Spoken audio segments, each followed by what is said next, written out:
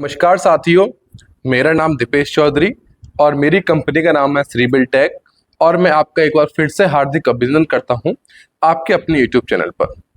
तो साथियों, आज का जो हमारा विषय रहने वाला है वो रहने वाला है कंप्लीशन को लेकर और मैं आपको आज बताऊंगा सेक्टर 22G और सेक्टर 17 के बारे में कुछ जानकारी। तो सबसे पहले हम बात करते हैं कंप्लीशन के बारे में।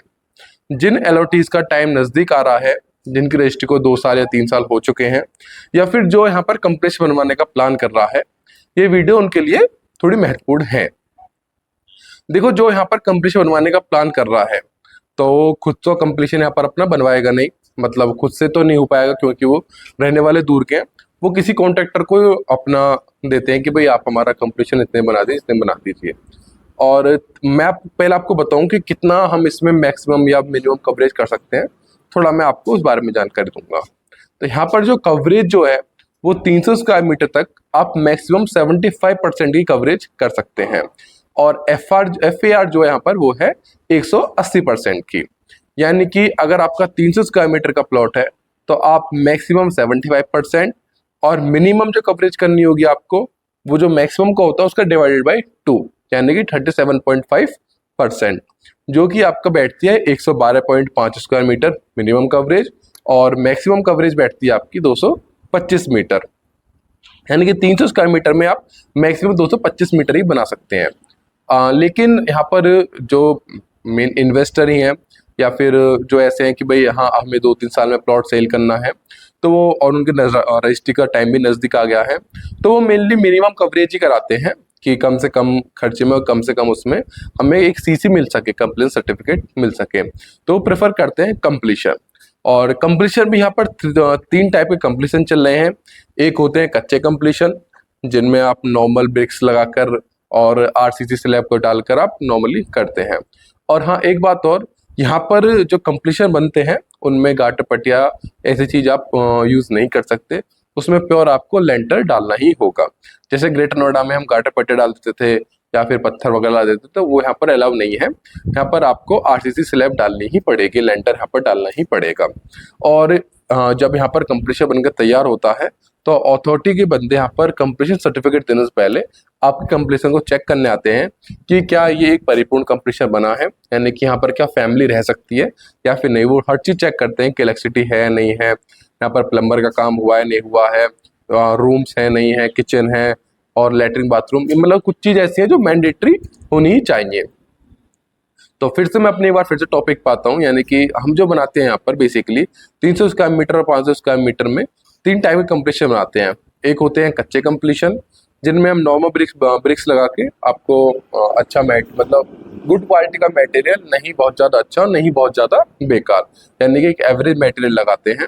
और एक होता है फिर आपका बीच का, जिसमें हम आपका अच्छी ब्रिक्स लगाएंगे और अच्छा उसमें कॉलम वगैरह भी देंगे, मतलब वो आपका ठीक ठाक रहेगा, लॉन्ग टाइम चलने वाला रहेगा। एक होता है आपका सुपर स्ट्रक्चर, यानी कि उसमें हम आपका विद मतलब A1 की ईंट रहेंगी, उसमें बड़ी आपके कॉलम वगैरह रहेंगे और यानी कि उसमें जो आपका मटेरियल लगेगा वो A1 गुड क्वालिटी का मटेरियल लगेगा। लेकिन जो यहाँ पर मैक्सिमम जो और साथ में उसका जो आपको नीचे का जो बेस है वो हम ऐसे तैयार करेंगे कि इन फ्यूचर अगर आपको और ज़्यादा बनाना है तो उसी ढांचे पर आप मतलब अपना कंप्लीशन को करके उस मकान को ऊपर कर सकते हो, आपको दोबारा कराने की जरूरत नहीं पड़ेगी। लेकिन बेसिकली यहाँ पर जो चीजें चल रही हैं वो चल रही हैं कच्चे कंप्लीशन को लेकर, यानी कि सिर्फ CC लेने के लिए। अब इसमें भी कुछ लोग क्या करते हैं, कुछ लोग कहते हैं कि सस्ते से सस्ता बना दो, सस्ते से सस्ता, यानी कि सस्ते सस्ते में क्या आ जाता है, कॉन्ट्रैक्टर जो है, अब देखो मैं रेट ओपन नहीं करूंगा अपनी वीडियो में, अगर आप मुझसे कहोगे कि रेट के लिए अगर आप मुझसे कंप्लीशन बनवाना चाहते हैं। और अभी हमने हाल ही में 5A में अपना एक भूमि पूजन किया है, जिसका हमने आज ही वहाँ पर पंडित जी से भूमि पूजन कराया है और 2 दिन में हम 5A में एक और भूमि पूजन करेंगे। और हम एन पॉकेट में भी दो कंप्लीशन डिलीवर कर चुके हैं, एक 2C डिलीवर कर चुके हैं और मतलब हम कुछ कंप्लीशन बना चुके हैं अच्छे मटेरियल के साथ। यानी कि हम कहते नहीं है कि भाई हम आपके में अच्छा मटेरियल लगाएंगे, हम लगा के दिखाते हैं। अगर आप कंप्लीशन बनवाना चाहते हैं तो आप एक बार हमारे पास, हमारे ऑफिस आइए, हमारा काम देखिए कि हमने काम किस प्रकार से किया है, कैसा किया है, उसमें माल कैसे लगाया है, और जो हमारे ऑनगोइंग प्रोजेक्ट है आप वो भी देख सकते हो, उनमें ब्रिक्स की क्वालिटी चेक कर सकते हो, उसमें आप मटेरियल यूज चेक कर सकते हो, हमने उसमें किस टाइप का मटेरियल लगाया है, किस तरीके से काम किया है।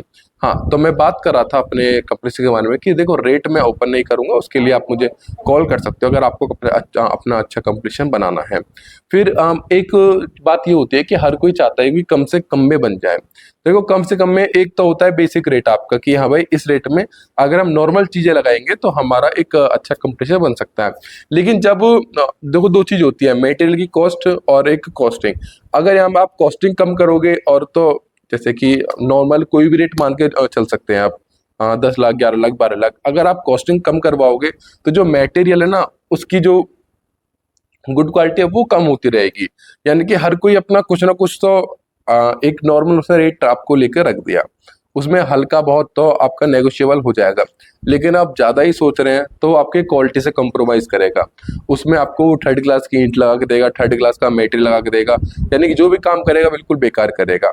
तो आप है ना देखो अगर आप एक तो बिल्कुल कम सस्ते सस्ता, बिल्कुल सस्ते सस्ता बनवाना चाह रहे हो, एक आप मतलब मीडियम क्वालिटी का बनवाना चाह रहे हो, तो ज्यादा उसमें ज्यादा अंतर नहीं आता, उसमें मैक्सिमम से मैक्सिमम 2 लाख रुपए का अंतर आएगा। लेकिन 2 लाख के रुपए के अंतर में और उसकी जो टाइम पीरियड की ड्यूरेबिलिटी रहेगी वो कम से कम 10 से 15 साल की बढ़ जाएगी।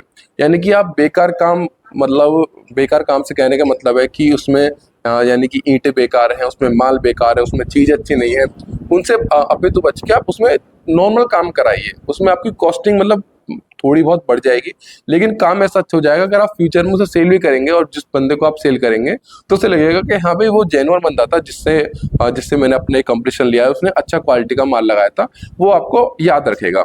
अगर आप ये सोचे चल रहे हैं कि नहीं यार हमें तो अपना 2-3 साल में सेल ही करना है, हमें तो सिर्फ सीसी चाहिए, तो सर ऐसा मत कीजिए, आप बेकार काम मत कराइए, क्योंकि वो ना तो आप ही के यूज में आएगा नहीं उनके यूज में आएगा।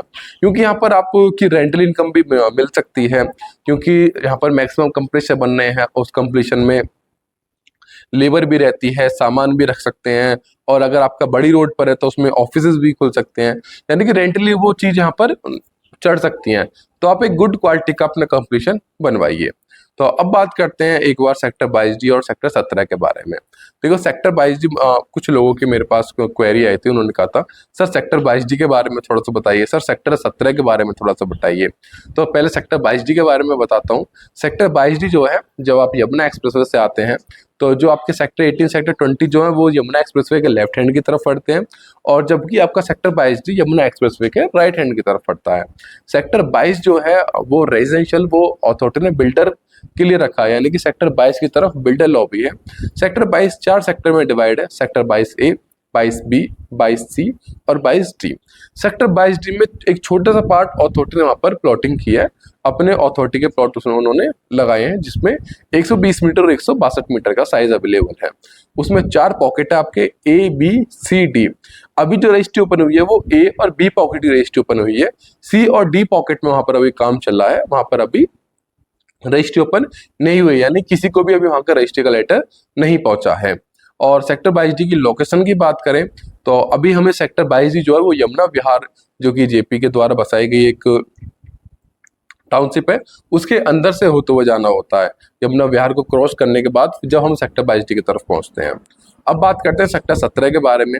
सेक्टर 17 जो है वो हमारी 2016 की अलॉटमेंट है, और सेक्टर 17 की लोकेशन मैं बताऊं तो जो आपका तिरंगा चौक है, जो सलारपुर अंडरपास कहते हैं हम नॉर्मली, लेकिन अब वो तिरंगा चौक बन गया है, तो वहां से 130 मीटर की कनेक्टिविटी मिलती है सीधी सेक्टर 17 और सेक्टर 18 के 77E पॉकेट के लिए। तो वो 130 मीटर रोड जो बीच में हल्की सी 1 से 2 किलोमीटर ब्रेक है, वो मतलब जब आप तिरंगा चौक पे पहुंचेंगे तो वहाँ वो आप उस रोड को बनती हुई देख सकते हैं।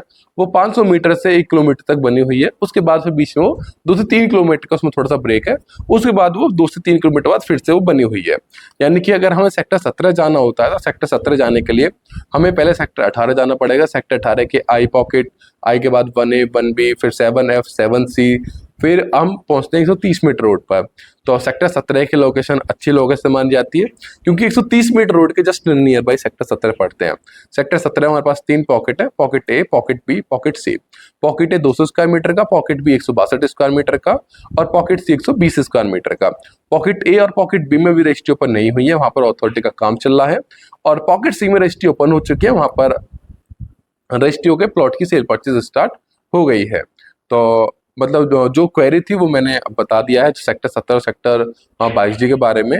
अब अगली वीडियो जो लाएंगे, अगली वीडियो हमारी एक बार मार्केट के रेट्स को लेकर होगी कि मतलब पिछले 15-20 दिनों में हमने देखा है कि मार्केट 20 से 30 लाख रुपए इंक्रीज हुई है।